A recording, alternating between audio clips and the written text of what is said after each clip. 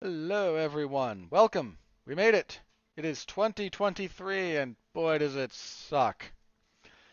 We're barely a week into it, and it's not going well. It is not going well. Don't think that's too much of a controversial sentiment at this point. Hello. This is the 411 Ground and Pound MMA podcast. I am Robert Winfree. I am your host as usual. Been a while. Been been a little bit, There wasn't a whole lot to talk about for a while. And then well, I was always scheduled to come back at this particular episode, and now there's just a bunch of stuff to talk about that came about pretty recently. A lot of it not good. A lot of it is not very good. So, with that in mind, anything you can do to help the program, like, comment, subscribe, if that's at all relevant, star rating, written review, whatever your podcast platform of choice allows you to do, anything you can do to help the show, always grateful. If you've done any and all of that, please share us around. Tell your friends, tell your enemies, tell a stranger. I'm not that picky. Anyone you think might enjoy the program, point them my direction. If you happen to have an enemy that you think I will annoy, point them in my direction. If you're new to the show and someone has pointed you at me, well, I sincerely hope they pointed you to me in good faith, that you would enjoy me. If you find me annoying, well, you might have to deal with that other person in your life then. But that's on you, not on me. All right. Tonight, what do we got? We're going to preview the upcoming UFC event, their first event for 2023. We're going to do that first. Then we're going to do the 2020 year in review kind of stuff. I mentioned this on the last show. I normally keep a pretty detailed list of my potential nominees for various awards, but I lost a bunch of that when I had to replace my computer partway through the year, and I kind of threw up my hands because I thought that whole thing was up to date and saved in a safe location, and it wasn't, and well, so my response, so I didn't write out, normally I would. The last several years I've written one out. I won't be writing one out this year. I should again for 2023. I'm going to start up my list again, keep my nominations fresh, so we'll be on the lookout for that. But we'll go over that. Some of my, my one, what did I do? Like fighter of the year, breakout fighter, fight, knockout, submission, etc., etc. So we will be on the lookout. So we'll be talking about that. Then we have to talk about some less pleasant material. And yeah, so we'll start positive, and then we'll as positive as I can be. I'm not a very positive person as a general rule, but we'll be as positive as I can be. Then we will talk about the state of mixed martial arts and some of the stuff going on in it, and it's not great, like I said. All right. Well, preamble out of the way, let's get into it. UFC on ESPN Plus 75 coming your way this Saturday, January 14th, from the UFC Apex. Hooray! They really need to be done with that. I know the UFC was planning on trying to phase it out. They really need to be done with this. Um, it's nice to have. Like I don't hate the Apex. I hate when they put like 50 people in the Apex, or whatever the number is.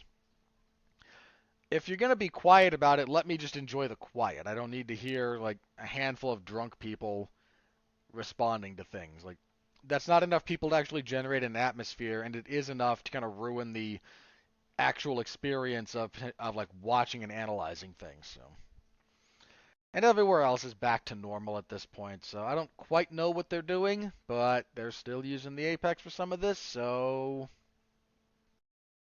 here we are. Anyway, main event. For his first main event, we have Nasruddin Imavov taking on in his like seventh main event, Kelvin Gastelum. Now, normally one might favor the more experienced fighter. Here's the problem with talking about Kelvin Gastelum.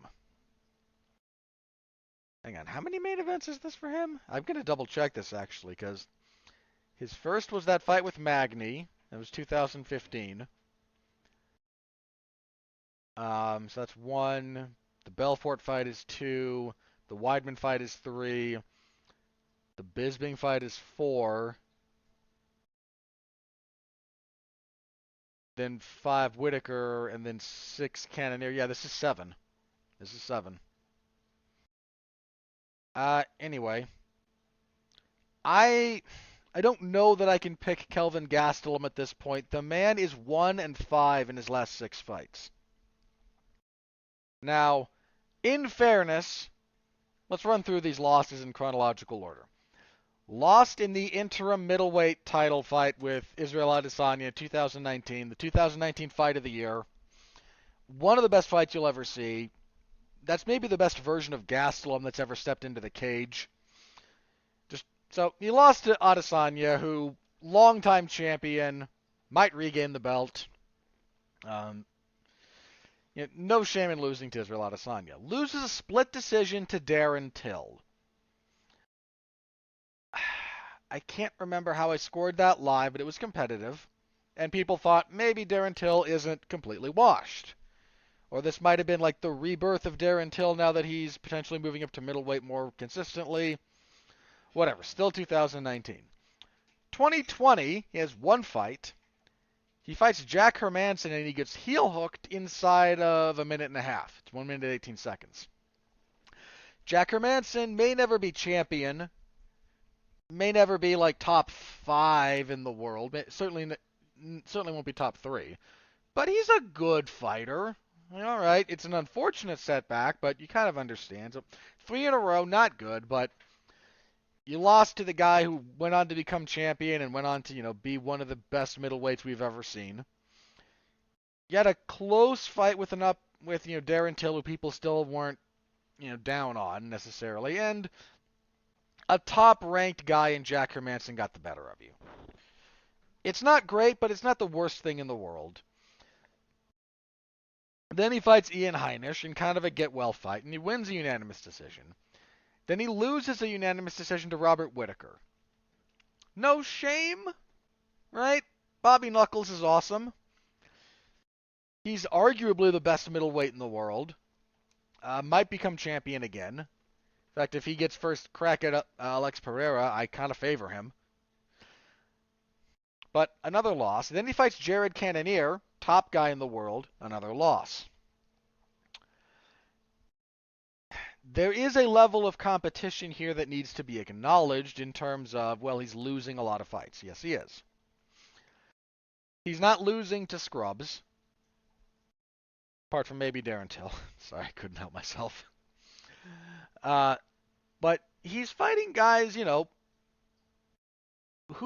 won the easiest fight of that group. That would be the Heinisch fight. Like, the rest of those are all still highly regarded middleweights. Apart from Till. Till's rough. But Hermanson's still, still top 10. Adesanya's top 3. Whitaker's top 3. Cannonier's top 5, I believe. So we're still dealing with, guys at the very top, but Gastelum's been doing this for a while. His professional debut was 2010. So we're over 10 years. We're 25 fights in. This is his, shot at changing the narrative. Because Nasruddin Imavov is a very, very good fighter. He's Russian, trains out of France. I believe he trains with Fernand Lopez, who trains Cyril Gane, among others. Imavov only has 1 loss in the UFC. That was a majority decision to Phil Hawes. He's finished 2 of his last 3 opponents, stopping both Ian Heinisch and Edmund Shabazian, last beating Joaquin Buckley. But this is a pretty significant step up for him. His UFC career goes Jordan Williams, Phil Hawes, Ian Heinisch, Edmund Shabazian, Joaquin Buckley. Pretty steady, reasonable escalation along the way. But I just listed, Kelvin Gastelum is, for all of his shortcomings, he's battle-tested. He's gone 5 rounds multiple times. He's been in there with the very best. Am I talking myself into Gastelum here? I might be. I don't think I am, but I might be. Anyway. So this is it's a non-trivial step up for Imavov. I don't think it's too much of a stretch to say that Gastelum is better than Heinisch, Shabazian, and Buckley. It's his first main event, which could be a kind of an X factor here. He struggled a little bit down the stretch against Buckley. I think he gave away that 3rd round. So if he starts fading that badly against Kelvin Gastelum, he'll be in trouble. He'll be in real trouble. That said, Imavov has good movement. He's a long guy, and Gastelum is a short middleweight.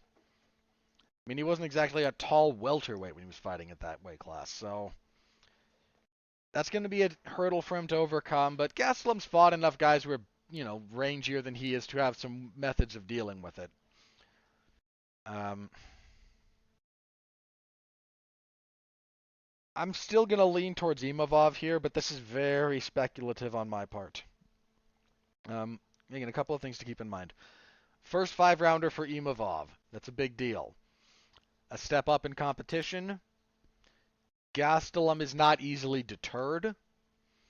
Gastelum can fight for 5 rounds. Gastelum has faced the much better level of opposition. That's not a controversial sentiment. So, this is pretty close. But this is a little bit do or die for Gastelum in terms of, hey, you're a top guy. If you can't beat Imavov here, you're not a top guy. That's just reality. Sorry. Imavov's good. I don't mean that losing to him makes you a scrub, because you're not a scrub at all. But you're not one of the best. Like, you're no longer, upper tier middleweight at that point. Especially with everything else that's gone on with Gastelum lately. That's kind of a big deal. So, yeah, again, I'm leaning towards Imavov, but that's a slight lean. And I'm not going to be surprised if Gastelum pulls it off, but there's a little bit of potential for that fight. I expect that there's gonna be long stretches of that are not very interesting, though. Just heads up.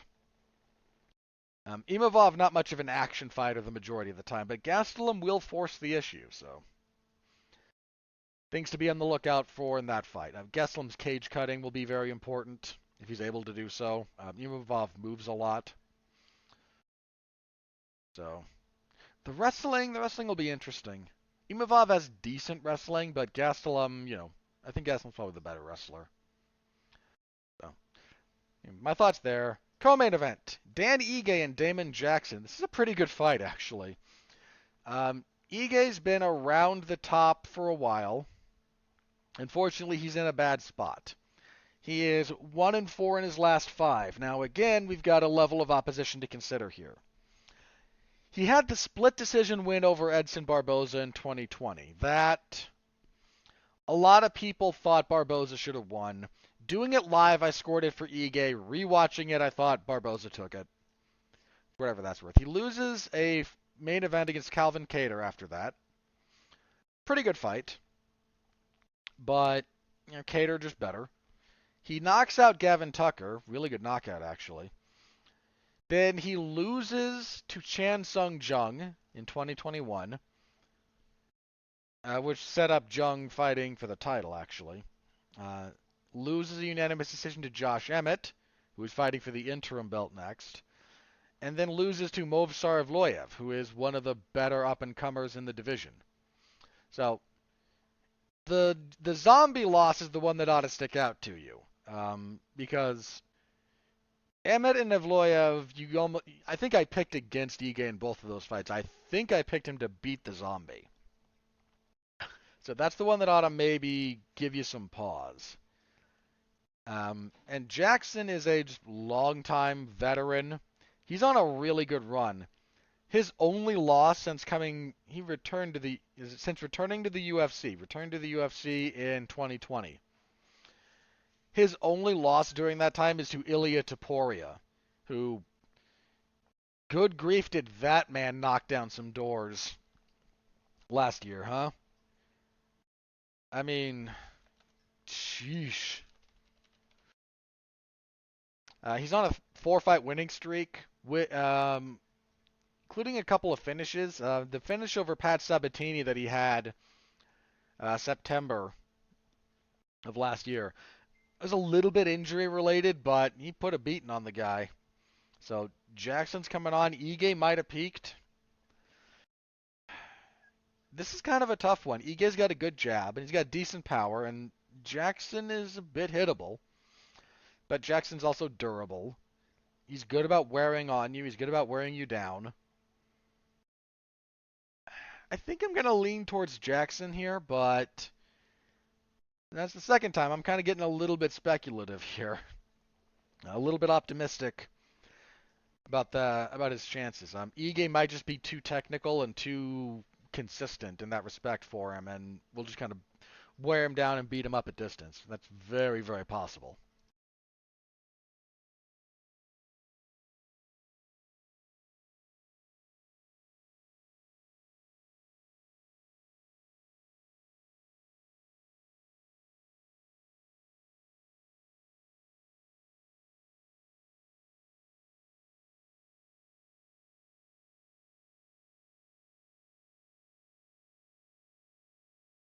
Uh, Apologies if I'm going to repeat what I just said in case that didn't pick up on my mic. That weird thing there.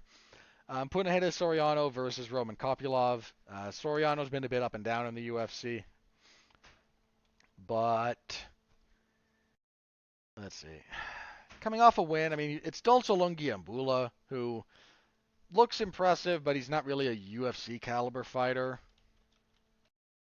Whereas Kopylov, he's looked pretty darn good actually in the UFC. Isn't he undefeated in the UFC? No? Oh, right. He is 1-2 in the UFC. He's looked okay. Losses to Carl Robertson and Albert Duraev, coming off a win over Alessio Di Chirico. Am I confusing Kopylov with someone? I think I was. Anyway, this is actually a tougher fight. I think Kopylov's a bit more technical, but Soriano is kind of a hammer. I think I'm going to go with Soriano here, but just a little bit. See, women's bantamweight, Ketlin Vieira and Raquel Pennington. Fairly easy pick for Vieira here. Pennington, she's on a decent winning streak. 4 in a row over Marion Renault, Pani Kianzad, Macy Chesson, and Aspen Ladd. Chesson was giving her the business before she caught that guillotine. Ladd, I mean, that was when Ladd left, basically. But Vieira is... She doesn't have a lot of losses. She's on a 2-fight winning streak, beating Miesha Tate and Holly Holm. I thought Holly beat her, but it was close enough that I wasn't up in arms over it. I'm going to pick Vieira here. I don't really pick Raquel at this point, which seems more dismissive of her abilities than I mean it to. I'm picking Vieira. Best fight on the card, where I sit, bantamweight, Umar Nurmagomedov and Hani Barcelos. Yeah, this is a good one. Barcelos only has a couple of losses in the UFC. Coming off a win over Trevin Jones. And Umar Nurmagomedov, I believe undefeated? Yeah, 15-0, 3-0 in the UFC. Wins over Sergey Morozov, Brian Kelleher, and Nate Maness. I like Barcelos a lot. He's got a lot of ability. But Umar Nurmagomedov that dude is on the rise, and I think this is his fight. But this is a really, really good fight. Good fight to kick off the main card. The one I'm looking forward to the most on the whole card. So, let's see. As for the prelims, we have Abdul Razak Al Hassan against Claudio Ribeiro. That's probably Al Hassan. I mean, he's coming off of that. Been out for a while, actually, almost a year.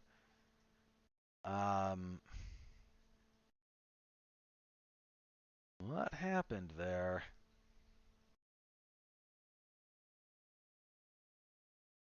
See, because did he have a... He was supposed to fight in 2022. He had some issue of pulling out of a fight with Jamie Pickett. I have nothing in particular here. He's 1-4 in his last 5. Losses to Munir Lazez, Chaos Williams, Jacob Malkoon, and Joaquin Buckley. His only win was over Alessio Di Chirico.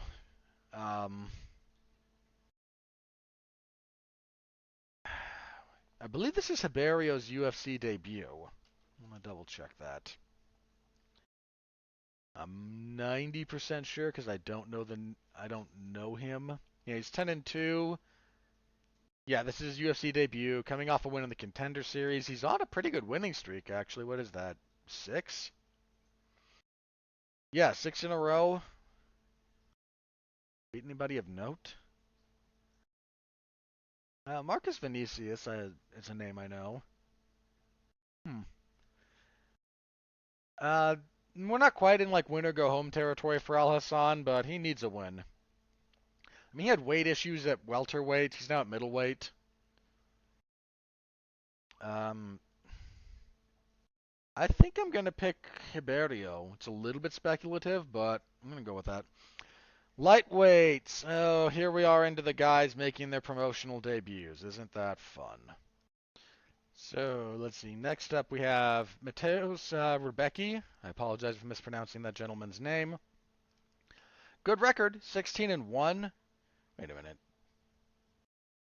I know this guy.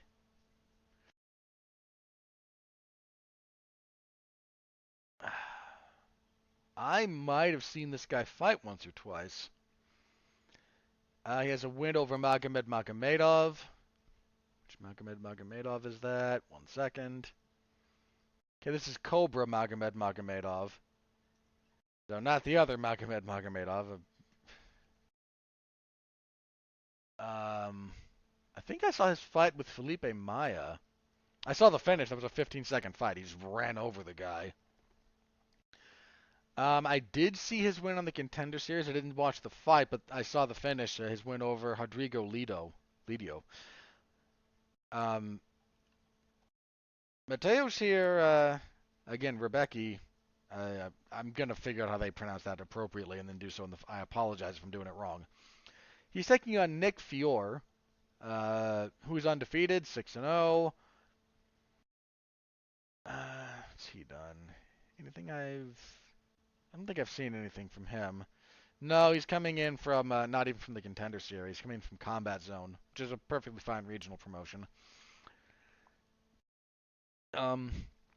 Seems like not a complete gimme, but um, that's a little bit of a uh, they're showing their hand a little bit with this booking, and I don't mean that disrespectfully to Fiore. He might win, but Rebecki seems like the guy that they expect to win this one. Let's see. Next, we are at bantamweight. We have Javid Basharat and Mateos Mendonça. Probably mispronouncing that gentleman. Mendonça.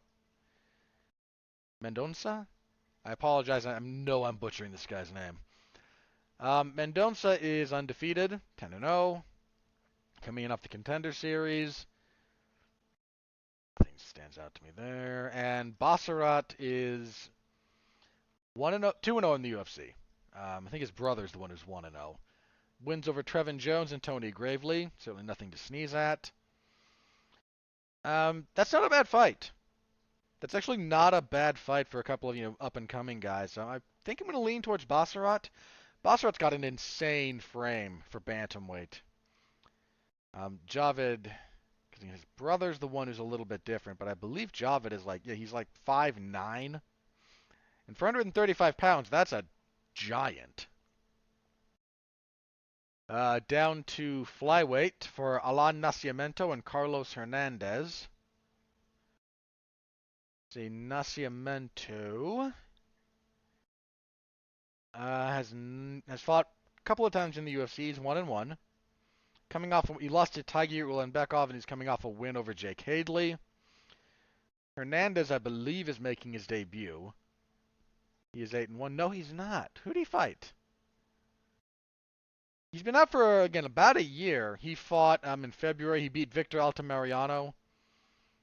I vaguely recall that fight.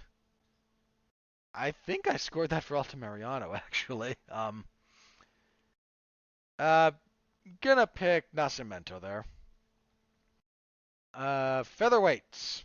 Daniel Argueta and Isaac Dulgarian. There's probably ways to pronounce. They're both Americans, so there might be some weird pronunciations there. I apologize. Argueta is 0-1 in the UFC. He lost to Damon Jackson. Dulgarian is a promotional debut. Yes, yes. He's also been out of action for about a year. A lot of guys fought in February and then haven't fought since.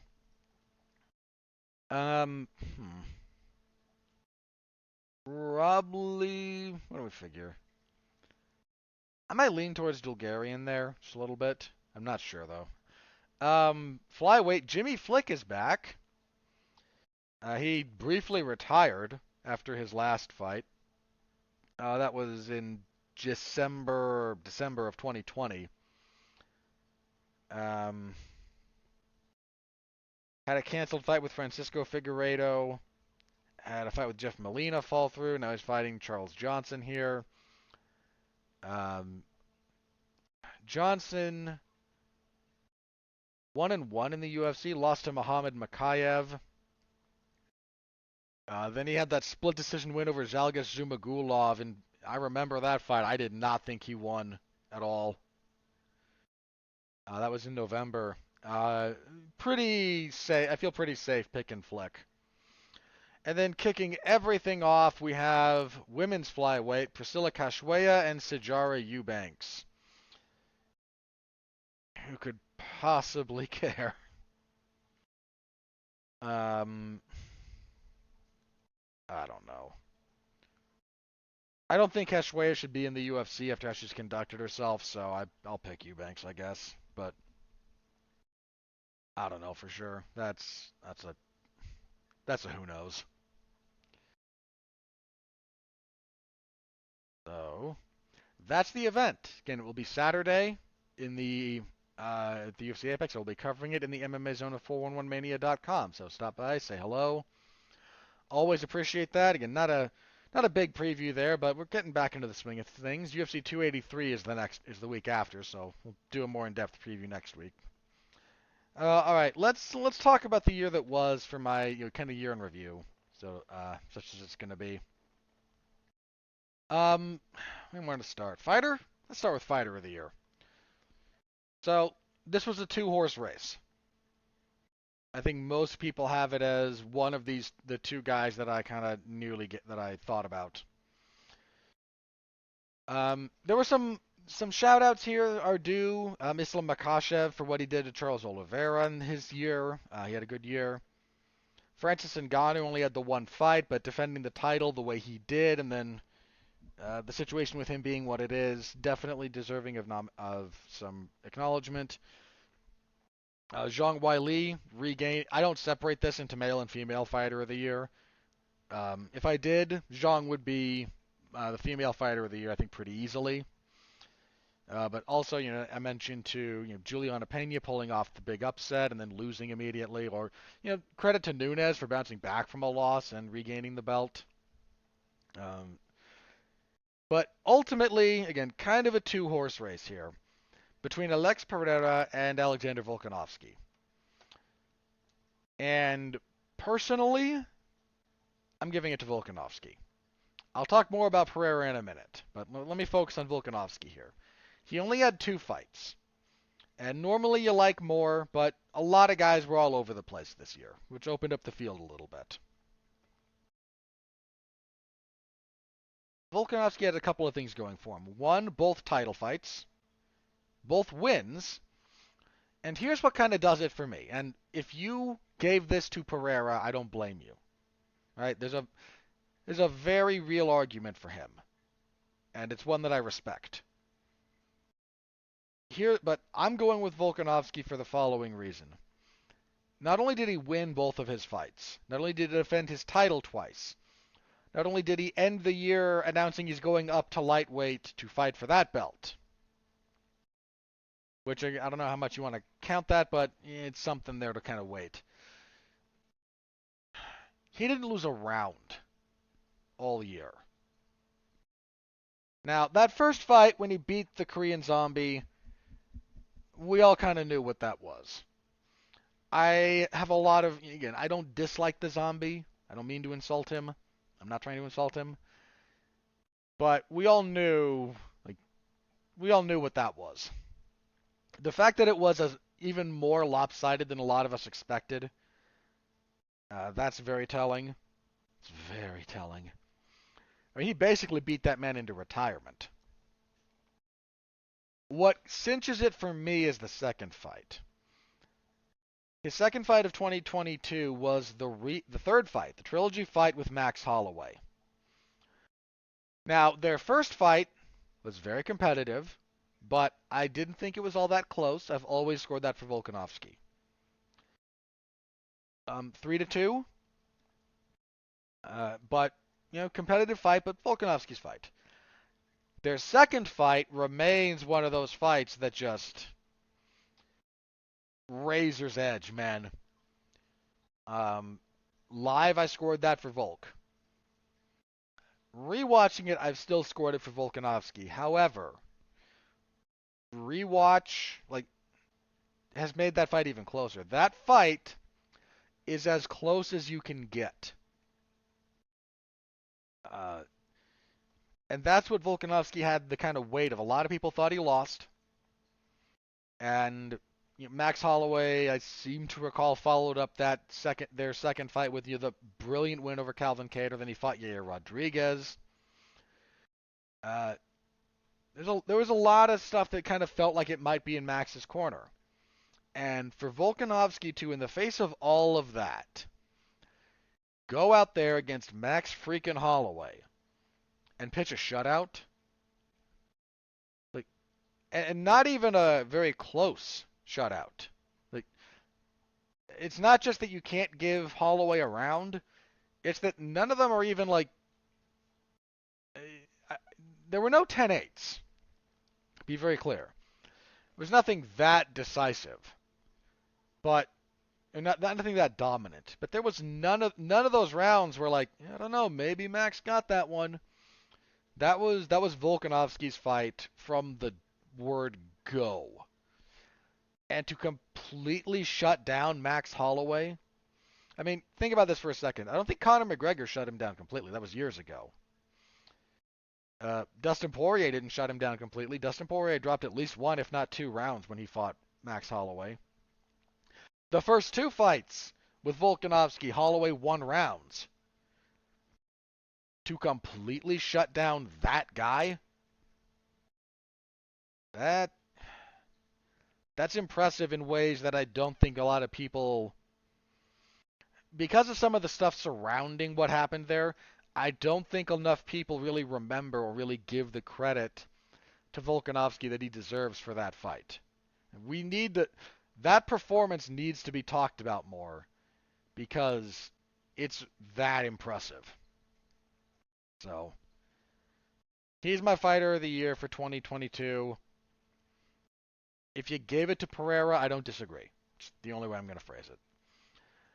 All right, so speaking of Pereira, let's talk about the breakout fighter for 2022, because that is, for my money, Alex Pereira in a runaway. You have some other very good fighters in this category. Paddy Pimblett burst onto the scene. Mateusz Gamrot got some big wins. Ilia Topuria, speaking of guys just beating down the doors. Jack Della Maddalena looking like the next big thing. You had a lot of very talented guys. But for me, I mean, it's weird to call Alex Pereira the breakout star considering his long history and glory. But he went from, a guy who was somewhat notable as someone who had beaten Israel Adesanya. I mean, I know he's known for more than that, but kickboxing doesn't have a very big footprint. I'm sorry. I like it. I like kickboxing, but it just that sounds like you sell tickets. You can sell tickets.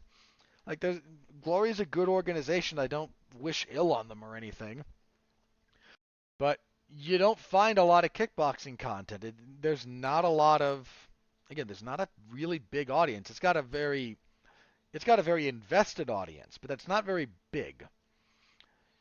And for him to come into MMA and to do what he did as quickly as he did it, um, yeah, it's darn impressive. Like that guy absolutely broke through any possible barrier. And he went from an interesting character in kickboxing to the middleweight champion of the UFC and stopped Israel Adesanya. Again, Adesanya to that point undefeated at middleweight in the UFC in MMA, in all of MMA, and he was losing that fight.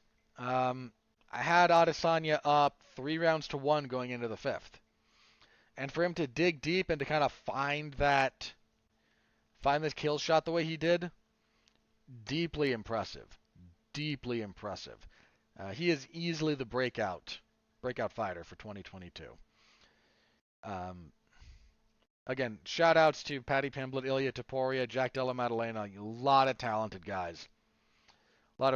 And frankly, if Pereira had lost to Adesanya, this probably would have gone to Taporia. Like the way he closed out 2022, like that guy, that's the guy to watch at featherweight. That's the guy to watch. Is he lightweight? Can't I remember? No, he's featherweight. He's featherweight. So, fight of the year. We had some high quality violence last year. Can we take a second to appreciate that? The UFC, it didn't have the best year ever. Like there were some idiots doing his 2020 year the worst year in UFC history, and anyone who's been around for more than 2 years just laughed. Like, sorry guys, I was here like the early aughts, or the late aughts rather, not the early aughts. Later aughts, some of the teens. I remember there were a couple of years when the UFC couldn't seem to keep a main event together for love or money. It was injuries, it was drug failure. No, was 2022 a down year? You could argue. I think you could argue successfully. Was it anywhere near the worst year in UFC history? No. It wasn't the worst year in the last 5 years for the UFC, to be candid. There was nothing. There was no big transcendent fight or transcendent moment. That's very true. But, you know, so when I say it was a down year, buzz-wise, market-wise, general hype, yeah, a little bit down. There was no, big John Jones return. There was no, Connor. None of the big, superstars on top of the world. But wasn't bad. And we had some really good fights. You had Kevin Holland and Stephen Thompson turn in a late candidate. Khamzat Chimaev and Gilbert Burns having just a dogfight. The utter insanity of Justin Gaethje and Michael Chandler. That fight's nuts. I mean, the fight that took place right after that one is darn good. That was Shane Burgos and Billy Quarantillo. That's a really good fight. Fight of the year, however, was not terribly. Despite all that, this wasn't hard to choose. Fight of the year for me, Yuri Prochazka and Glover Teixeira. What a madhouse of a fight. I have not seen an MMA fight, maybe ever, certainly not in a long time, with that many momentum swings, with that much insanity. That was just balls to the wall, nuts, from start to finish. And my hat is off to both gentlemen. That was a crazy fight. Um, that's the most entertaining light heavyweight title fight ever. You could argue it's the best flat out ever. I think it's a little bit sloppy in places and doesn't quite surpass the first fight between Gustafsson and Jones. but your individual mileage will vary. Crazy fight, wildly entertaining, momentum swings, violence, late finish from the guy losing. Like, you couldn't ask for a, like, pro wrestling aspires to be that, right? And I don't mean that to knock pro wrestling. I mean that to praise this fight. So, and there were plenty of other high quality fights. That's your fight of the year, and I don't think it's that close. Knockout of the year. This one was a little bit of a. I went back and forth on this one. Um,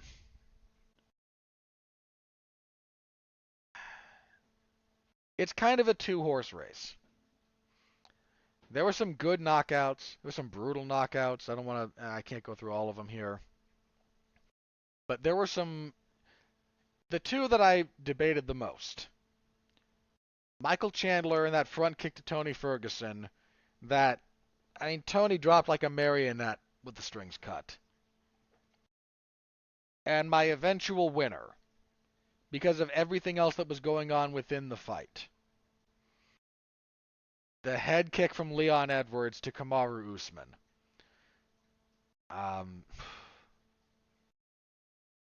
just a lovely, lovely head kick. Down in the fight, had lost four. He won the first round, but had lost 2, 3, and 4 pretty decisively. Wasn't mounting much. Looked defeated. In the depths of, personal hell, in the depths of giving up and being ready to quit mentally, to find that opening, just finding the fortitude to fire that weapon at all. When you're that behind on points, when you're that physically drained, when you're that mentally drained, a lot of guys just won't even throw. He threw a kill shot. And absolutely my hat is off to him. Like, that was a heck of a thing to pull off. It was a beautiful knockout. It down on the cards to win the title. My knockout of the year. If you gave it to, Chandler and Ferguson, that one might have been more brutal in some respects because yeesh. But with the totality of everything, I'm Chandler. I'm Edwards and Usman here. Lovely head kick from Leon Edwards. Submission of the year. This was a funky one. We had some choices. I mean, Charles Oliveira had a couple of really nice rear naked chokes. Jessica Andrade hit that really nice standing arm triangle against Amanda Lemos. But we had some funkiness in the submission department. I mean, there were some nice heel hooks throughout the year. Like, there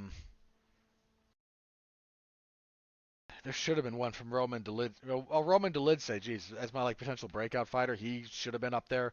He hit that really weird, sort of modified heel hook that should have ended the fight when he fought Phil Hawes. That wound up being a knockout. But there was a lot. But Bellator gave us some truly funky submissions. And you know me, I like the weirdness. And I mean, there was some great regional stuff too. There was a Japanese triangle that I saw. I forget the fight promotion, but Kaposo Grabaka Hitman posted "Hey, what is this?" And Josh Barnett had a slightly different name for it, and I mean, I'm not here to tell Josh Barnett that he doesn't know his stuff. He's Josh Barnett. But it's a position that I'd seen before, and I recognized, no, that's a Japanese triangle. For those of you who may not know what a Japanese triangle is, let me very briefly. You generally do it from side control, and you want to get your armpit against the other guy's armpit, so lat to lat. Then if I were to do this so if my left arm is closer to your head, my left arm wraps around your neck from there, so you're on your chest, I'm on top in side control. And instead of you can head down, it's not quite an arm triangle, because instead of trapping the arm, instead of like getting my arm around your head and your arm, I go over like I'm kind of trying to overhook your arm. And instead of overhooking the arm, I go all the way around the head. Hands together, so I've got the arm across the neck, and then I can kind of leverage into your arm for a bit of control and to kind of tighten things up. I've always heard it called a Japanese triangle. It's hard to describe just with words. Like I could demonstrate it visually, but I obviously can't do that in an auditory medium. So we saw one of those, which I had rarely seen in the wild. We had the two from Bellator that really struck me. And I got back and forth on this one. Oliver Enkamp hit a really nice inverted triangle. This was mistakenly called a buggy choke, which we saw several of this year too, by the way. In fact, if you would, I don't know if Jack Slack will do this, but if he were to give something his breakout technique of the year, like the prevalence of the buggy choke in MMA should probably be that, because that's made a pretty big. It showed up in MMA a lot. But Oliver Enkamp hit a really nice kind of inverted triangle in Bellator, and you don't see those very often. I mean, triangle chokes in and of themselves are a rarity these days. Inverted like that, it's very rare. Very rare. And then there was whatever the heck Luka Pocklet hit on Dante Citro. I still don't know what the heck that thing was. I'm probably going to go with that one just for the sheer weirdness of it. Look it up. It was from Bellator. Which Bellator event? Hang on, I will find out. 285. Bellator 285. Um, yeah, Luca Poklit and Dante Circho. Man, what a wild submission, and I still don't know what that thing is. So, yeah. I think that's it as far as my potential year-end discussion there. So, next year, the end of 2023, hopefully better. Hopefully better. Again, my notes will be in better order and hopefully not evaporated into the ether. So, all right.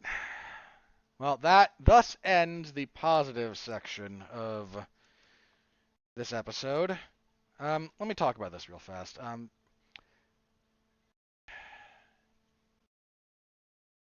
So news broke on Christmas Day. This was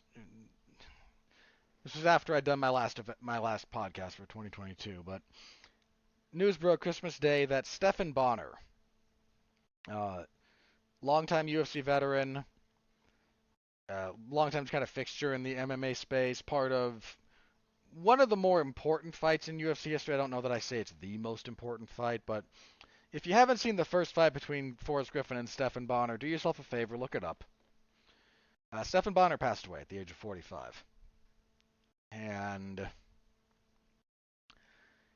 I'd known the guy was in a little bit of trouble. Some of his social media stuff had not been great.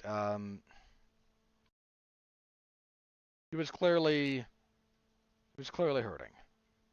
Um, this just it just sucks, man. Current, I believe the current kind of discussion around like cause of death was some kind of heart complication.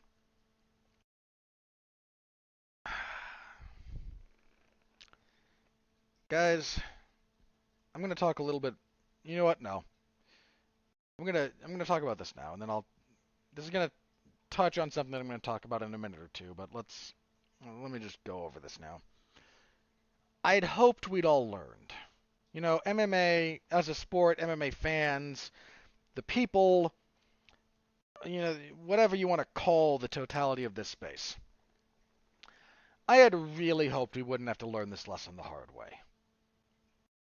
I really had. You know, MMA has such a weird crossover appeal of like its fan base. it comes from like equal parts professional wrestling and boxing and places like that. There's, when the UFC was gaining ground, part of what led it to a lot of success, and this gets overstated a little bit, mind you, but a non-trivial part of it was the first season of The Ultimate Fighter that aired right after Monday Night Raw. This was when the WWE was on Spike TV. And there was a lot of crossover between professional wrestling fans and MMA fans. I don't know how much that's still true, but it certainly was for a while, and it probably still is to a degree. And again, you've got some disaffected boxing fans that came around now. Again, this is like how the UFC gained popularity. A lot of disaffected boxing fans kind of came over, who were just sick of the state of boxing and the boxing politics and everything again, especially like the late 2000s, the early 2010s. Yeah, and you'd think, drawing on the experiences of those two and some other stuff, that there's a bunch of lessons we could have learned already. You'd think. I've been down this road, guys. I imagine a bunch of you have. We've been down this road before. When you guys might remember this, especially if you were a wrestling fan at the time, but there was a period of about 3 to 5 years when a bunch of professional wrestlers were dropping dead in their mid-40s. Right? Like early to mid-40s. Should not have been happening. By all rights. And yet there they were. From some combination of brain damage, CTE, however we want to couch it up, and drug use, be that like anabolic steroids, or you have other kind of PEDs in that respect, or alcohol and cocaine and all the other crap that they were doing. And I mean, you'd like to have thought that maybe professional wrestling would have learned its lesson before before the like late 2000s, early 2010s, mind you. But apparently we just needed a bunch of stuff right in a row, some of it higher profile. Because there was a rapid period of time when it was Bam Bam Bigelow, wasn't that old? Was Mike Awesome, wasn't that old?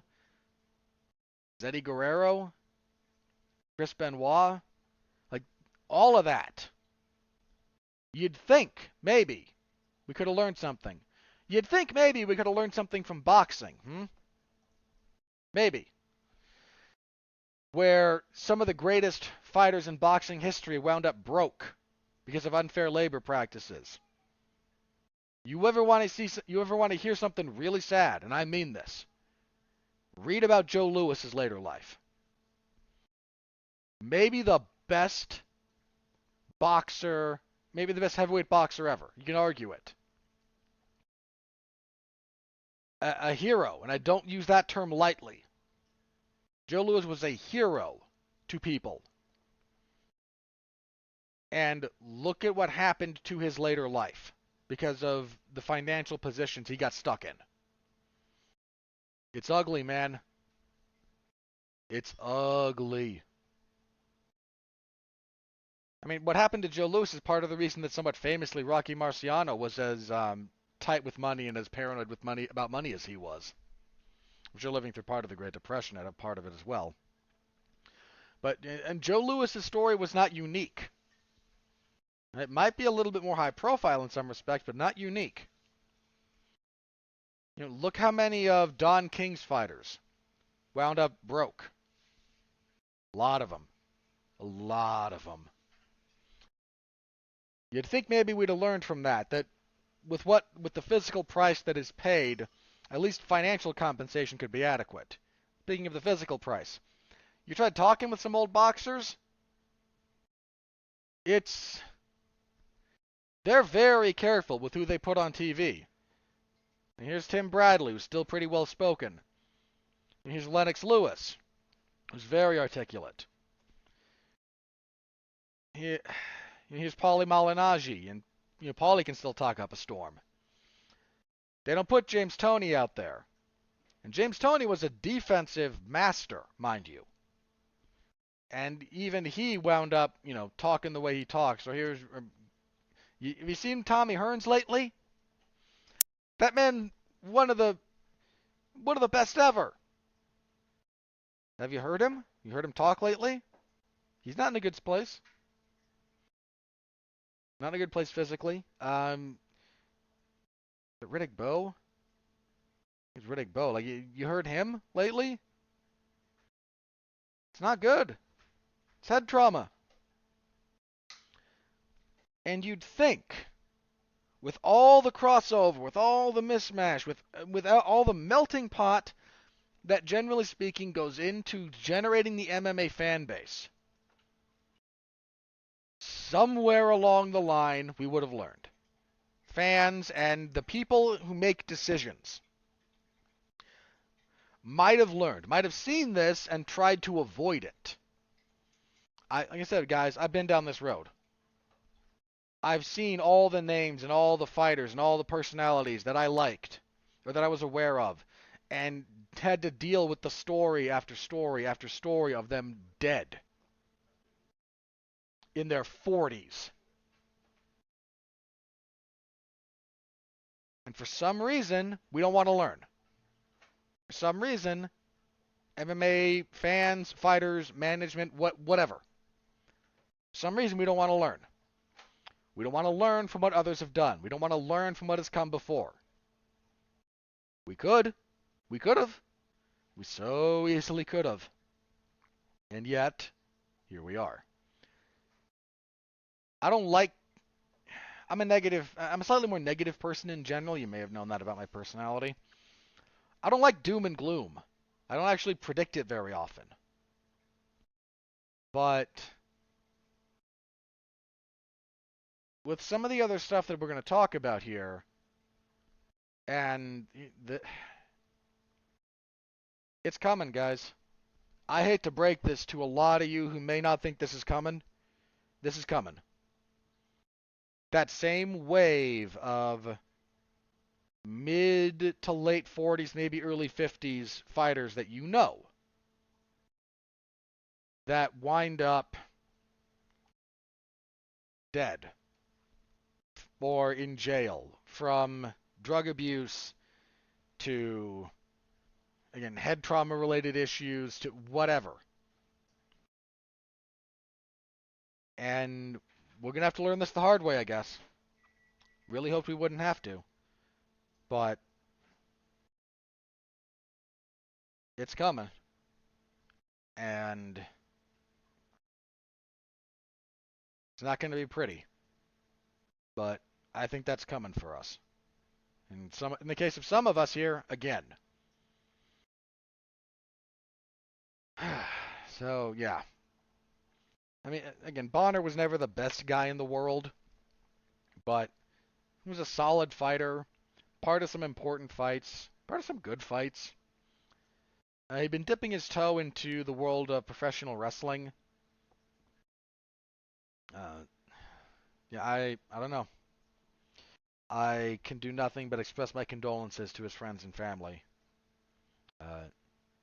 Shame. It's a real shame. All right. It was a downer, and I wish I could tell you it was going to get better, but, well, let's talk about Dana White.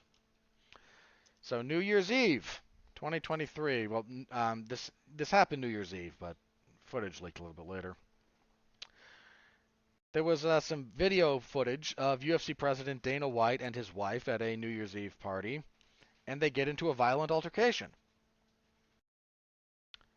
There's no other way to phrase this. They're both, by their public statements, there was alcohol involved, and I can only go off of of the video clip here. So let me tell you what I've seen. There's clearly some kind of heated exchange going on. Mrs. White, I believe her name is Anne, She goes to leave. They're heated. Dana White grabs her by the arm, prevents her from leaving. Her response is to slap him. He responds by smacking her a couple of times, and then they kind of fall out of the line of sight because where the footage is coming from. Uh, and to whatever credit you want to give Dana White for this, he's made no excuses. He's not defending himself. His wife issued a statement that claims this was out of character, that please respect their privacy while they work this out.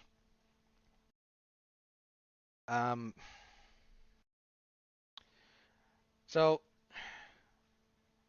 I hate having to have this discussion because I'm me, right? And I can't do the moral posturing here. I which is just to say the following. There's always the group of people. There's two responses that come out of this, and I hate them both for very different reasons. One is the moral posturing that loses all nuance, that says you should never hit a woman. Now, I have never, hang on, because my memory is as good as it is. I don't like to use absolutes unless I'm positive. Let me couch this appropriately. To the best of my recollection, not since I was in like 7th grade has there maybe been a physical altercation involving myself and a woman. Like, again, 6th, 7th grade. It might even have been 6th now that I think about it. And, when you're that old, like 12, 12, 13, something like that.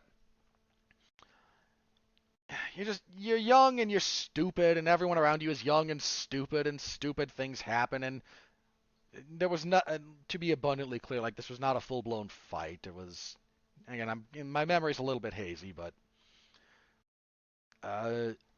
it was nothing major. Again, I'm not, so just so everyone understands, when I say I've never hit a woman maliciously,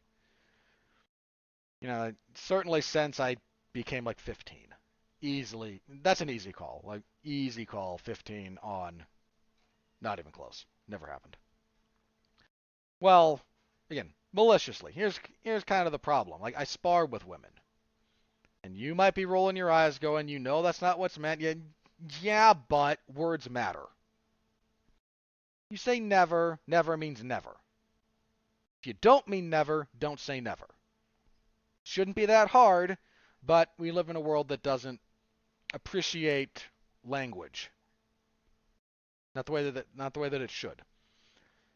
So, yeah, I spar with women, and I hit them because we're sparring. And you might, again, I know it's not the same. I'm not saying it's the same. Please, let me finish my point. Because when you say never, then, again, never means even in sparring. I shouldn't do it. Even though that's kind of the point. Never mean, here's my take on this. The only times it would be acceptable. If you are violently attacked by someone who will not be deterred elsewise, seems reasonable. I think most people would agree it's reasonable. Or in defense of someone else. Right? Like, if a woman comes at me with a knife, I'm not going to do the you never hit a woman thing. That's stupid. Now, I've never been attacked by a woman with a knife, and there's a decent enough chance that I might still, freeze up, because who thinks about... Like, you can practice all you want the first time someone actually comes at me with a knife. It's different, I've been told. He said, no one's ever attacked me with a knife, male or female. But in that circumstance, you can legally defend yourself. Or, and I've never had this happen either, but I'd like to think that if I saw a woman beating the crap out of her kid, a younger kid in particular, I might physically intervene.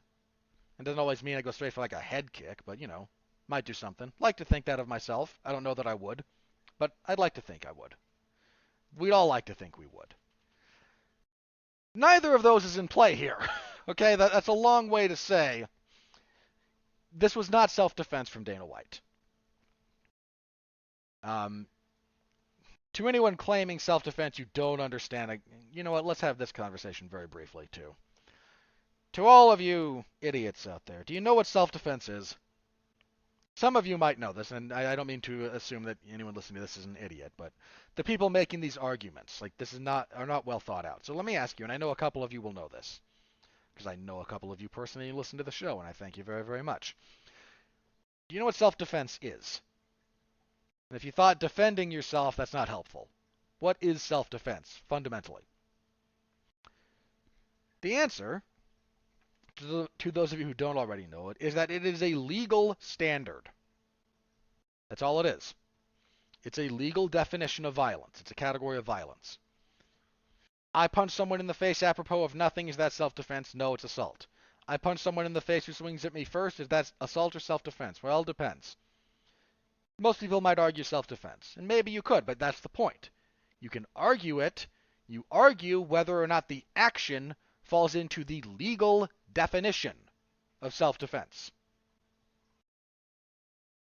Hitting someone back because they hit you is actually not necessarily self-defense. That might seem really weird, but it's not. Look, I'm going to use myself as an example here, not because I'm the biggest and the best and the baddest guy in the world, not even close. I'm well aware of that. But for the sake of conversation, let me just use me as an example here. If someone who's drunk, and I see them coming, not always the case if we're talking about real world violence, but I see them coming, takes a swing at me. If I avoid it, trip them to the ground, get back mount, and then elbow the back of their head 4 or 5 times, is that self-defense? And what you think, believe it or not, matters a lot less than what the legal standard is. In fact, it matters. Your opinion matters not at all. What matters is the legal standard. I can tell you most places would probably consider that assault, what I just described. I would be at fault. I would be the one in jail, or at least facing charges. Now, I could argue it, but that's a bit of a tough call, isn't it? Usually with something like this, usually with a fight, that's another bit of legal like parlance. What you wind up with is like double assault charges under the conditions like mutually agreed upon combat, which is kind of weird. Again, it's a weird way to phrase it, but from a legal perspective, there's a difference between someone swinging and defending themselves and 2 guys going, okay, let's take this outside, and they square up, right? Like those, we all know those aren't quite the same thing. So there is something of a legal difference between the 2 points. What happened between Dana White and his wife was not self-defense. Please don't argue that. It wasn't.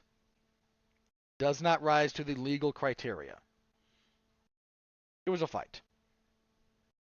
And for the record, because people are going to ignore, again, this gets shouted all the time, well, what about her hitting him first? Yeah, it's wrong. It's assault. It's a crime. Straight up. That is not acceptable behavior. And I'm not giving her some kind of pass. Like, that was wrong. And what Dana did was very, very wrong. Now, both of them have indicated that, again, alcohol was involved, because of course it was. Just as a minor aside, I tend to think the world's a better place if you don't drink. Just throwing it out there. Alcohol makes nothing better. Alcohol makes nothing better. So, they both say alcohol was involved. Both indicate that this was the first time anything like this had happened. Now, I don't know either of them. I don't pretend to know either of them. I will tell you I am skeptical because of statistics. Okay? Now, let me start off with the caveat. There is always a first time, right? And there's no getting around it. Like, if you get physical with a partner like this, if you hit someone, like, sometime is going to be the first time it happens if it happens, right? If this was indeed the first time a fight between Dana White and his wife ever got physical, this would be the world's worst case of bad luck. And I don't mean that like I'm not being glib. For the first time, for that kind of thing to escalate, for it to be where there's cameras, that would just be the worst luck in the world. Because something like that should never happen. And that's again, to both of them. Physical violence like that should not be a part of is not part of a healthy relationship. At all. Period. Full stop.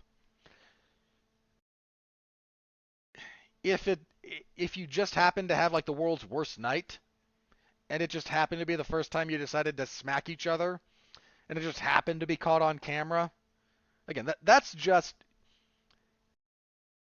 is so unlikely again, I have no evidence.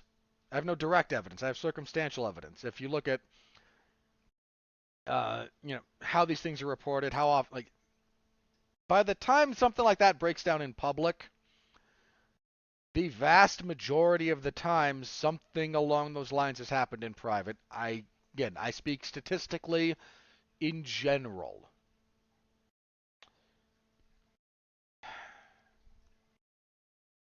So now, as far as those two having again their fight and domestic violence, I don't know what they're gonna do. That's between them. That's a husband and a wife that have to sort their stuff out, and they've got kids. And again, I am not privy to the details of their life, their marriage, any of it. So they're the ones who have to sort that out. And I don't know what that entails. Frankly, when I say I wish them the best on that, I hope that they're able to get to a healthy place.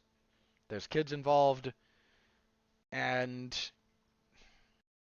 I just hope they're able to, whatever that means, I hope they're able to get to a healthy place.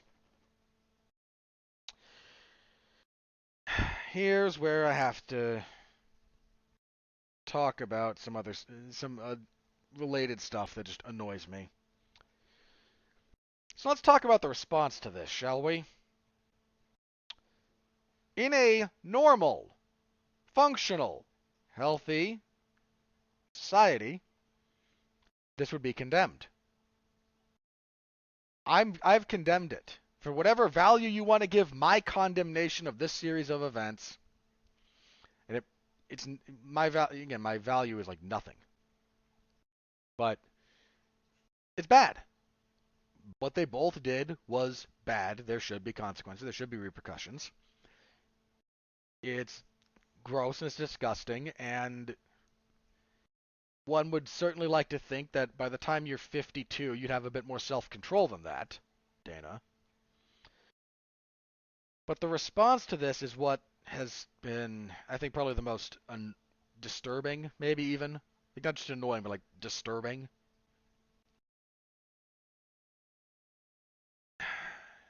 The number of fighters who have come out and defended Dana White and his behavior in this area. It's a bad look, guys. It's a real bad look. You are sucking up to someone who will throw you under a bus about domestic violence in hopes of currying favor. And to one extent or another, expressing your own warped perspective on the world.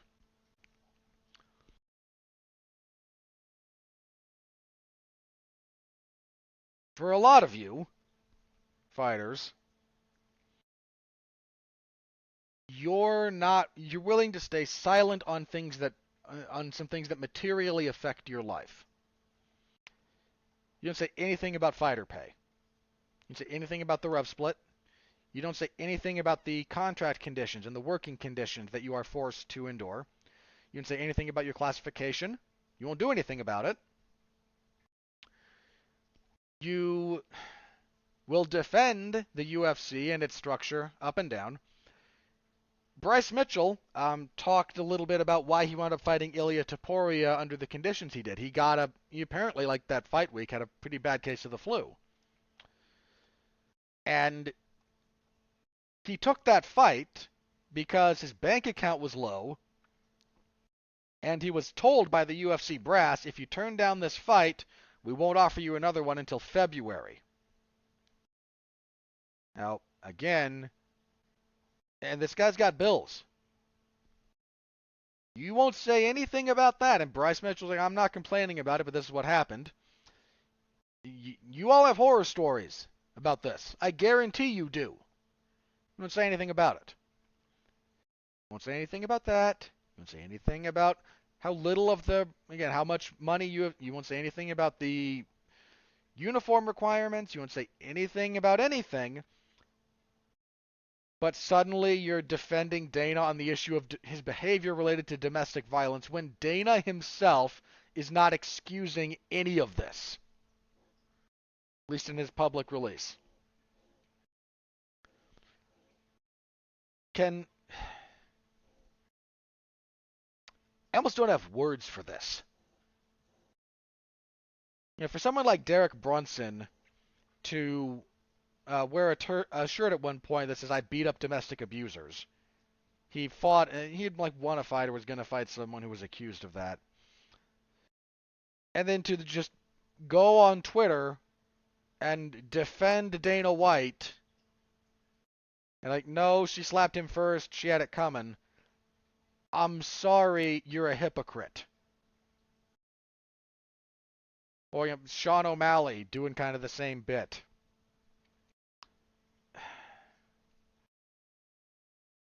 Guys, fighters, I beg of you, understand this.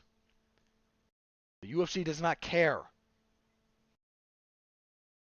Your expressions of loyalty here are not going to be rewarded in any meaningful way. You're not actually bettering your position. All you're doing is, again, you're sucking up to an organization that does not care about you, and you're exposing a demented worldview.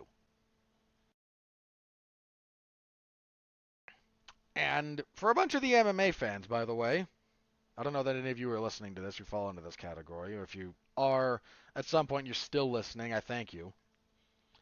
I'd really be... Y'all were ready to heap mountains of scorn and derision and hatred upon Greg Hardy. And I'm not saying that what Greg Hardy was accused of is straight up equivalent to what happened here between Dana White and his wife. It's not. It's not straight one-to-one. This is the other thing about, you never hit a woman. It removes the ability to kind of examine the circumstance and what led to it. Because all domestic violence is wrong. Okay? Because what I'm about to say shouldn't be controversial, but for some reason. So let me start with this. It's all wrong. It's all evil. What it is. It's fundamentally an evil thing. And none of it should ever happen. But I don't think it's wrong or unfair to acknowledge that different circumstances are different. You can call it all what it is, and it's all evil. It's all bad.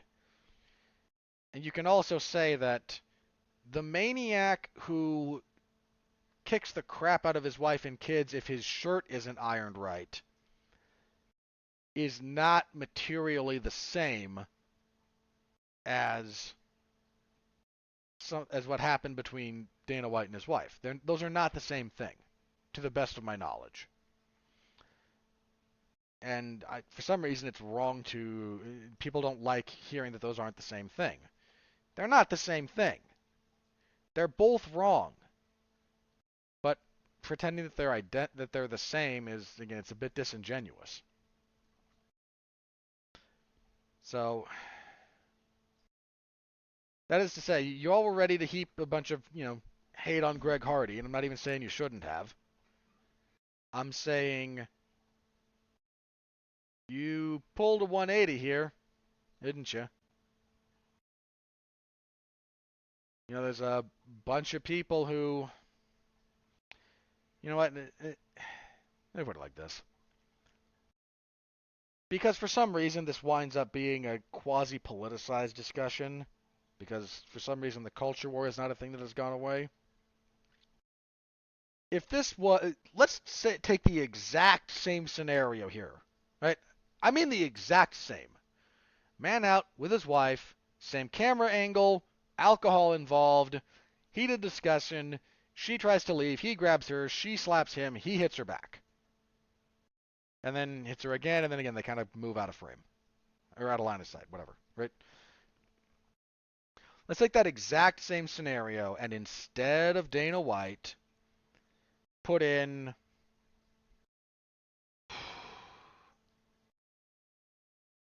Who was it I heard in this example? Put in like Colin Kaepernick. Put in,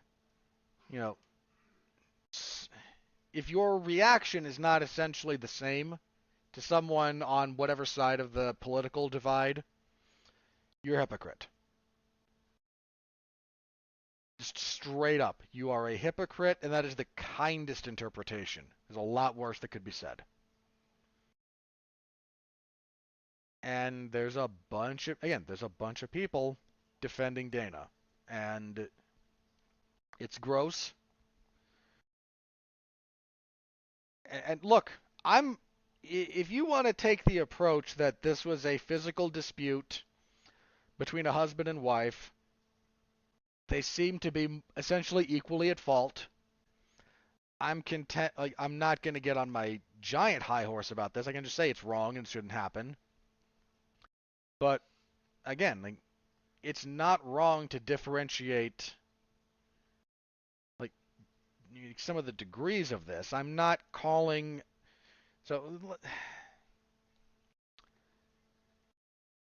but even the people, even if that's the stance you want to take, again, one, you better have that across the board, not just for Dana White for whatever reason. And two, it's still not necessarily, like that's not what most people are saying. Like, they're not if that is what they're trying to say, they're making their case very, very poorly. So please stop.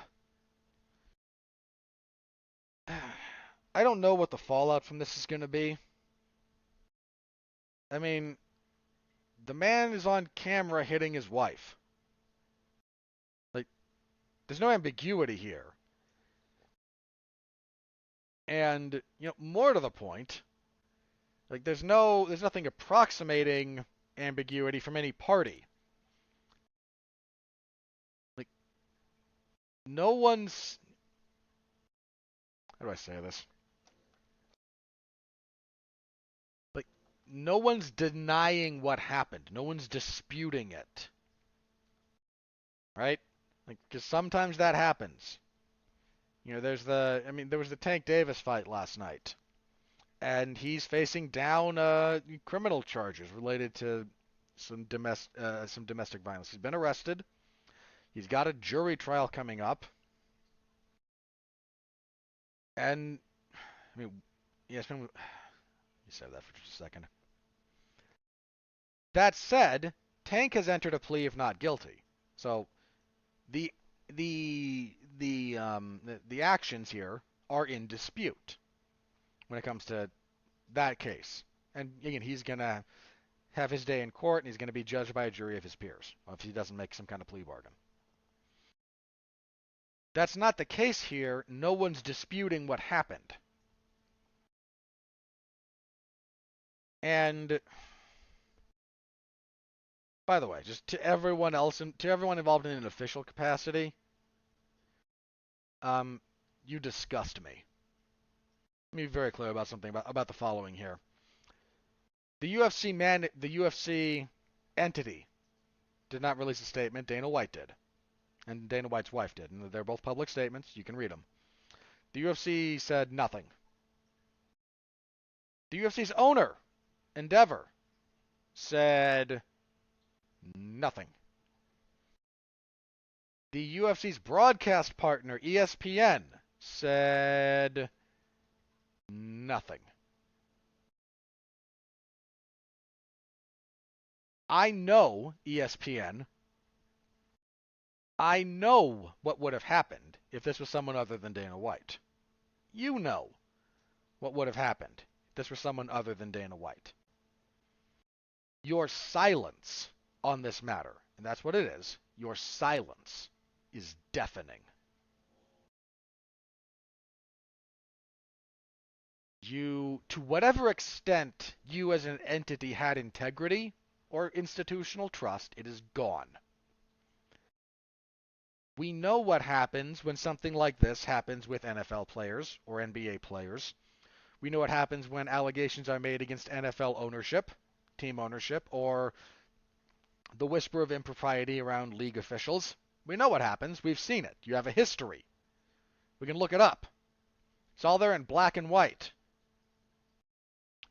The president of the UFC, a broadcast partner of yours, a money-making affiliate of yours, does this, and you say nothing. Yeah. Yeah.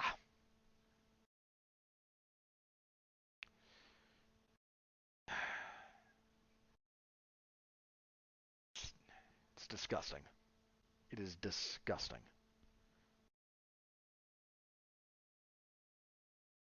And I don't know if that's an individual journalistic call, by the way, to all the people who work for ESPN. I'm going to assume not, because there are individuals working for that institution who have a much better track record than that. But to the people with editorial purview in that respect, you are, man, you disgust me personally. Your silence on this matter is utterly reprehensible and completely transparent, by the way. Your hypocrisy is galling to me because I have seen you cover similar incidents in wildly different ways. And in this instance, you are choosing not to. We all know why.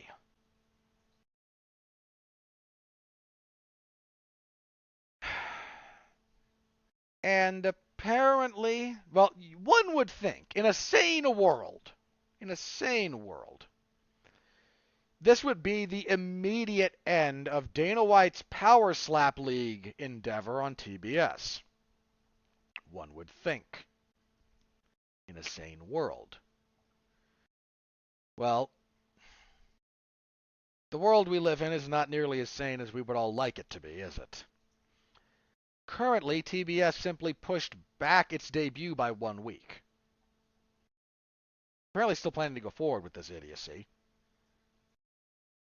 And by the way, again, we're starting to see some of the earlier fighters for the UFC and other major MMA organizations have the decline that boxers have had, that football players have had. And you think it's a good idea for a man on camera caught smacking his wife around to have his name over the Power Slap League where all these guys do is give each other brain trauma. Is this a thing we're going to do? Look, I thought that was a stupid thing and an unethical thing to begin with. Now you're crossing the... Now you're like... Now it's not just unethical. You all are being illogical I could at least I could follow your logic, believe it or not. As twisted as it is, I could follow it. Now, I would like to think that the morality and the ethics of the situation would countermand your twisted logic. This is why, those of you who don't know, this is why the three major governing forces, the three major arguing points, are logos, pathos, and ethos. Pathos is emotion, ethos is ethics, and logos is logic. And again, because if all you have is logic, if all you have is cold logic that you can twist in any number of ways, things fall apart. Because again, logic is the logical side of your brain. Pathos is the moral, the ethics, the emotional side of your brain. Because morality and emotion go pretty close in hand. And then ethics is how you should behave, right? And one would think that because if all you have is any one of them, you don't actually have anything, right? If you have a purely logical society, I don't care what Gene Roddenberry thought that would lead to, it doesn't lead anywhere good. If you have a purely emotional society, it doesn't lead anywhere good. And if you have a purely ethical society, you're not actually governed by the forces that help make ethics work. Because ethics is kind of, in theory, the merging of your logic and your emotions to govern behavior. So you can't actually be purely ethical. You need all three, and you need a nice balance. If you're a harmoniously balanced individual, you have a nice blend. It's one of the things that annoys me about the get some empathy argument. Like, one, you're assuming my empathy would lead me to the same conclusion that you did, and two, maybe you should get some logic. Anyway, one would assume that even if all you had going was your twisted logic for the power slap endeavor, that would be gone now. Like, your big face promoting this, I can't even say it without it coming off like I'm trying to make a bad joke. So at the moment, they've postponed it a week. They're probably just hoping that this blows over. In fact, I know that's what a lot of people are hoping. That's why ESPN isn't saying anything. That's why the UFC isn't saying anything. They're hoping, give it a week, give it 2 weeks, and the news cycle will move on, people will forget, and we'll be back to business as usual. I can't stress this enough. To whoever is in a position to make this kind of a call as it relates to Dana White, there need to be consequences for this. You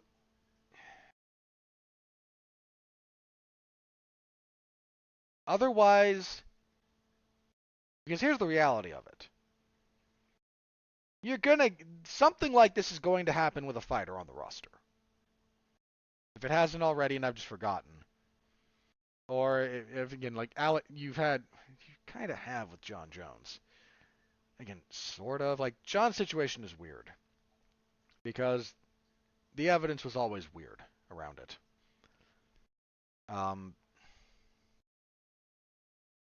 But this is going to happen again, probably with some fighter, and you're to the extent that you might have had some kind of moral authority. If you let nothing happen as a result of this, you're voiding that, like, immediately and forever. You're voiding that.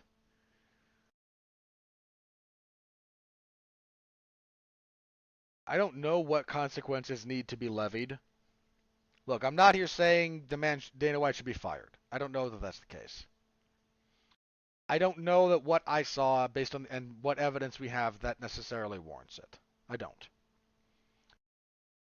But you're really going to tell me that on the 14th of January, he's going to be back cage side for this UFC event. He's going to do the post-fight presser, and it's all just going to go back to business as usual. You really want to do that? Because my pessimistic outlook says that's exactly what's going to happen.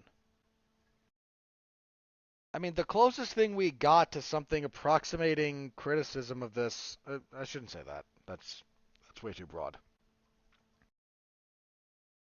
Of the things written about this, I think one of the ones that struck me for how I don't know what the right word is even. It's not just like sycophantic. Like what's the groveling equivalent of sycophancy? Kevin Ioli wrote this piece on Dana White after this news broke, and it's almost impossible to think that someone actually wrote it, right? Like it's so backwards.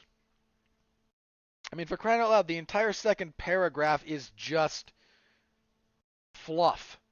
And I mean that almost in like the pornographic sense, like the fluffer on set. Like it's disgusting to see Ioli just falling over backwards to praise Dana White in the wake of this.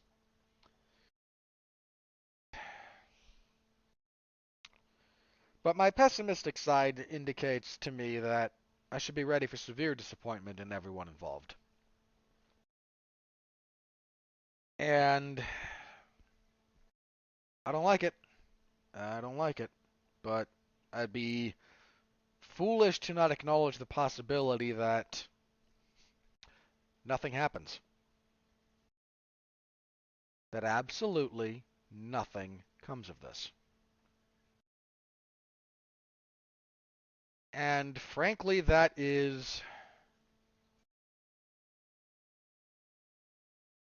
disheartening in a way that makes people leave the sport. Be very careful with this, everyone involved. I'm not saying that there are people out there on Dana's side. And again, I am not calling for his job. I'm not saying fire the man. I don't know enough about the situation. I'm saying if you do absolutely nothing, that's not a good thing. It's not a good thing at all. Continuing our depressing segments, I suppose I want to talk about a couple of things here. Let me mostly do this about the following. So, former UFC fighter, former Pride fighter Phil Baroni was arrested in Mexico, allegedly for beating his for beating his girlfriend to death. Told you this was not exactly a cheery episode. Um, from what I understand, and some of this is coming from like translated reporting, so I apologize if this is incorrect. But from what I understand, Baroni's counterclaim is that his girlfriend, there might have been having some kind of fight. She said she cheated on him and he shoved her and she fell into the tub and hit her head. Now, obviously, the authorities don't believe that or they wouldn't have arrested him for murder. But yeah, the allegation is that he beat her to death.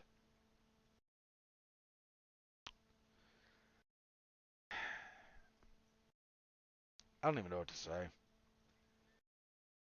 I mean, again, guys, I've been down this road before. I'm not exactly a big Phil Baroni fan, right? But I've been down this road with other sports, with and for some reason, here we are again. Here we are again.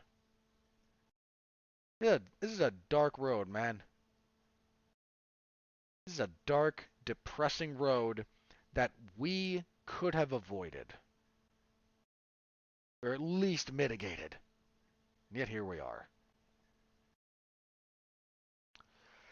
So, yeah, there's that. Kind of in the same vein, there was video of Ilia Topuria getting into an altercation with a singer in Spain, because Topuria was, I believe, born in Georgia, but he reps Spain. I think he was raised in Spain, or at least that's where he lives now. Now, in his case, it seemed more like, this from the video, like it was just a fight in a bar kind of thing. Um, Not a guy you should pick a fight with, just for the record. Um, Ilia Topuria is not a man to trifle with. But again, there's two things very, very briefly about this, and then we're gonna move on. Something else also depressing, but maybe not as. One, if you pick a fight with a professional fighter, that's gonna go badly for you. Again, it's their job. They know what they're doing. Two, this relates to the previous discussion we had, but fighting and self-defense are not the same thing. Fighting is potentially a component, but it should be the last component of having to deal with physical aggression. There's a bunch of other stuff you should do before you ever have to throw a punch.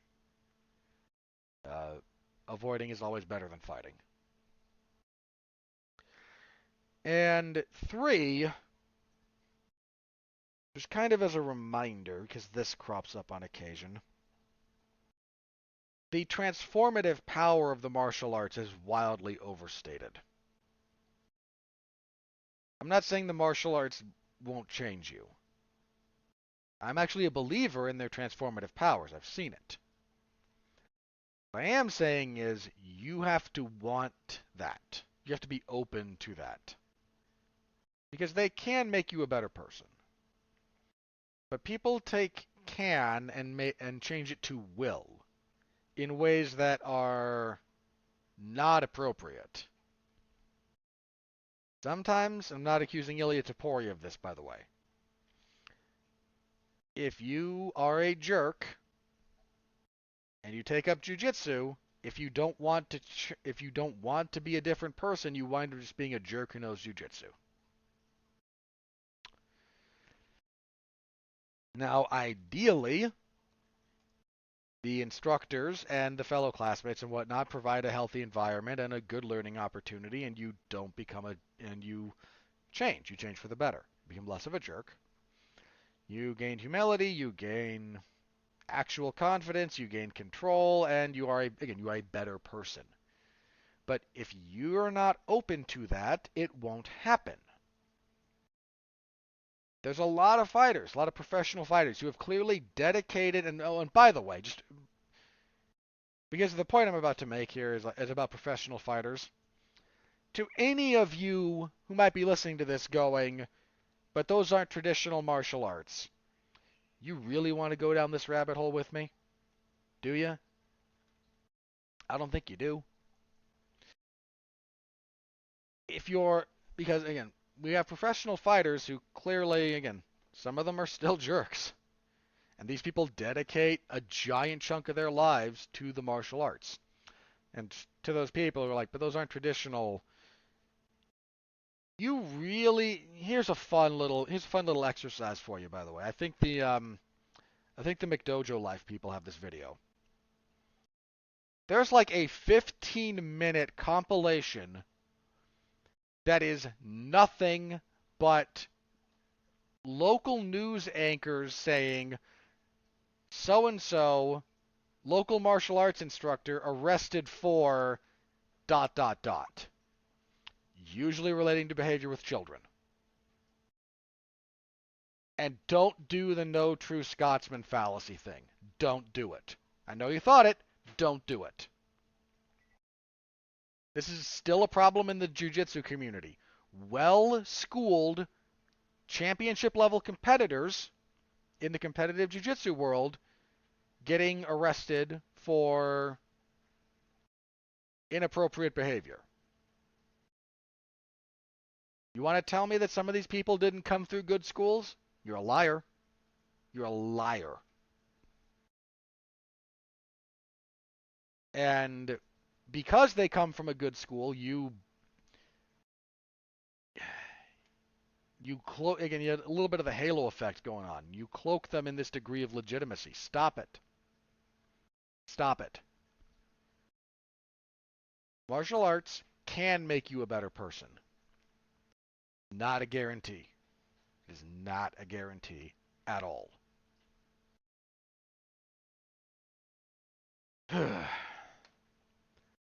So, yeah, that was Phil Baroni. Okay, small news here, but starting with UFC 283, the UFC's latest price hike will go into effect. The price of pay-per-views is going up another like $5 to $10. I forget which one. Hey, you remember like 6 years ago when Dana White said we're not going to increase our prices?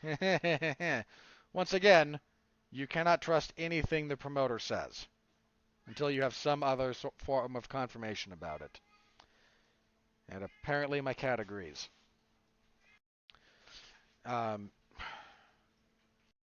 Whatever. That's, again, it's just kind of whatever. They're going to raise prices until the market won't bear it anymore. Sucks, but that's what they're going to do. All right, on some slightly more lighthearted news, Jake Paul has signed with the PFL. He's going to be part of the pay-per-view league for the PFL. And you know what? I don't hate it. I've said this about Logan. I've said this about Jake in the past. I've said this about plenty of other people. Let me reiterate. I am not here to vouch for Jake Paul's personality. I'm not. Here's what I am here to vouch for, though. He takes what he does seriously. He would not have had the success that he has had if he didn't. So, I think he'd be a decent fit for MMA, and I think the PFL is a really good place for him, actually. They can do the slow roll, right? They can give him fighters that are of an appropriate level for him to fight. And people will be interested. I mean, despite the fact that Jake Paul's been boxing, like if you look at at the people watching those events, it's usually not boxing fans, it's a lot of MMA fans. And considering how he, got his career going and the fact that he gained notoriety by antagonizing UFC fighters and Dana White in particular, I think it worked. PFL might be a good fit. So we will keep our eyes on that. And you know what? Last thing about Jake Paul here. At this point, I half root for the guy because I know it pisses off Dana White.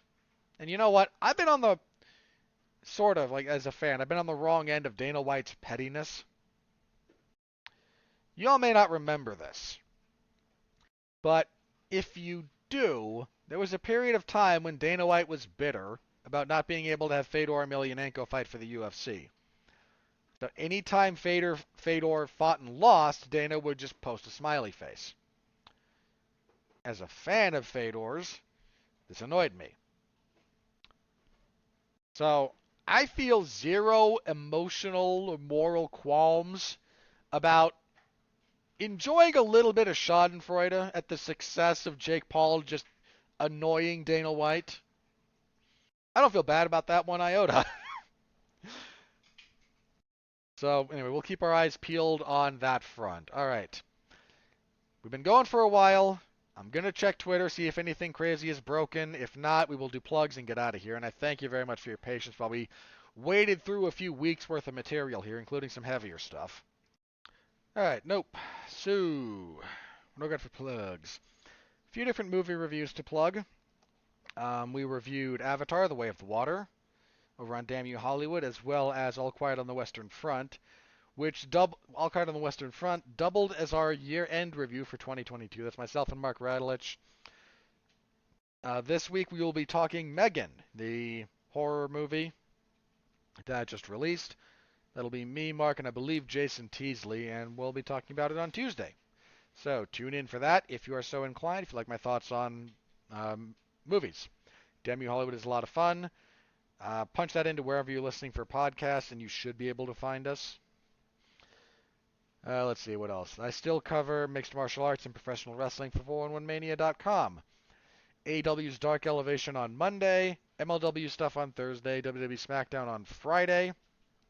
So if you're interested in professional wrestling and my thoughts on the products that I review, give those a read. They're in the wrestling zone of 411mania.com. And of course, Saturday, the UFC gets back to action in the year 2023 in the MMA zone of 411mania.com. So give that a read. I will always appreciate that. Thank you very, very much. That's it for this week. We will be back here next week to review UFC on ESPN Plus 75, and preview UFC 283. You know what? It's a decent pay-per-view. It's a decent pay-per-view.